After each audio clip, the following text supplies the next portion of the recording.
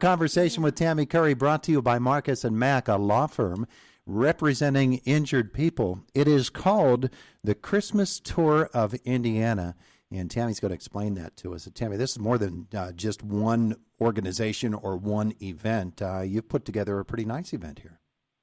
Yeah, unfortunately, we do have one cancellation. The Church of the Brethren had to cancel due to their pastor having pretty serious surgery, and he will actually be in the church recuperating until they get his home ready for him to come home to. He had his leg amputated. Yeah.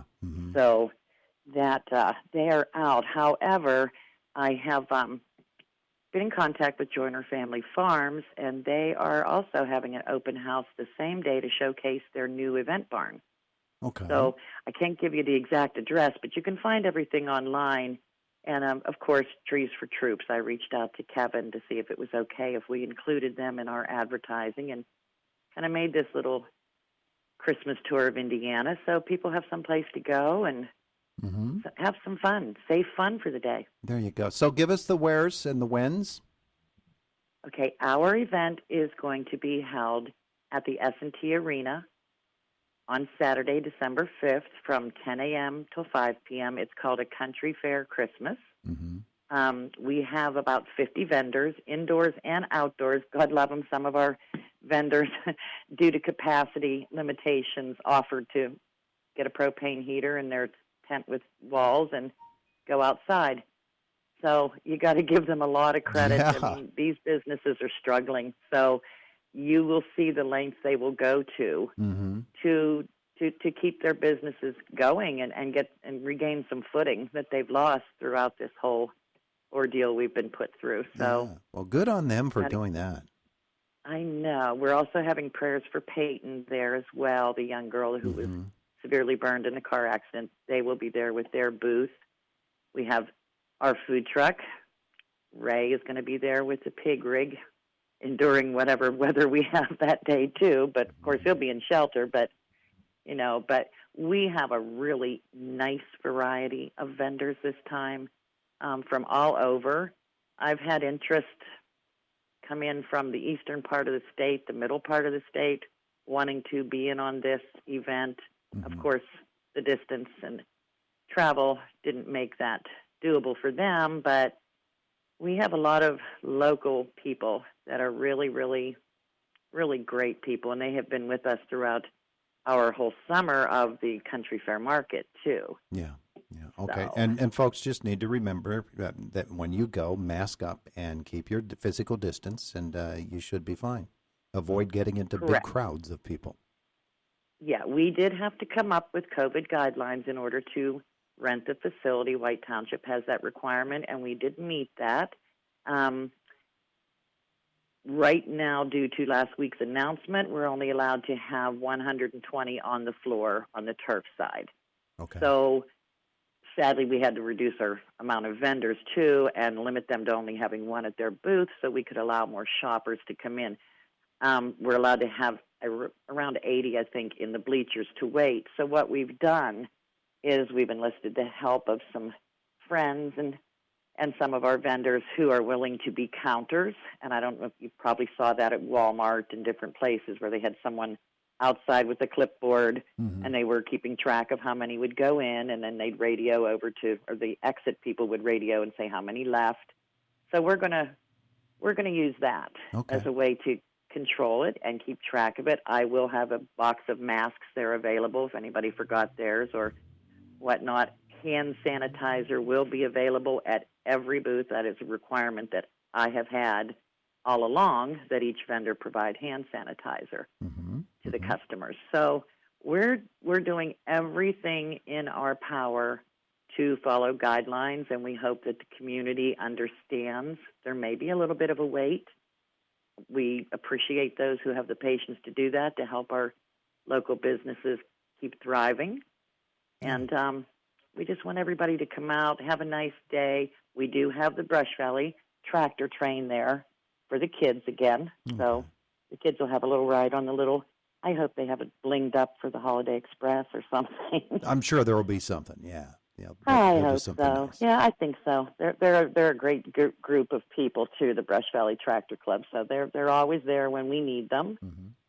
and I don't think they get enough appreciation, but we appreciate them. All right. So it's called the Christmas Tour of Indiana, and there's your event at the S&T Bank Arena. You mentioned Trees for Troops will be a part of this as well. Correct. Trees for Troops on Fleming Road will also be a part of this. That's a yearly event, and everybody really enjoys that as well. I know Anthony's been working very hard on entertainment and things like that for them. Unfortunately, we cannot provide the live entertainment at ours as we had planned. So, you know,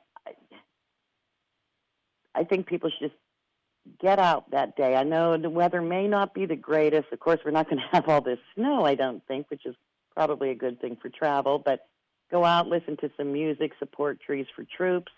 Come on over to S&T Arena, support our local businesses and vendors, and then take a little drive out to Joyner's Family Farm and see what they actually are, a dairy farm, former dairy farm, that fell on hard times with the dairy milk industry, and decided to take their barn and turn it into a really beautiful event venue. So it's worth a little bit of a drive to go out and see what they have to offer as well. Yeah, absolutely. Make it a nice holiday weekend. Of course, the It's a Wonderful Life Festival will continue with its events, so you can make it into a really nice Saturday for yourself.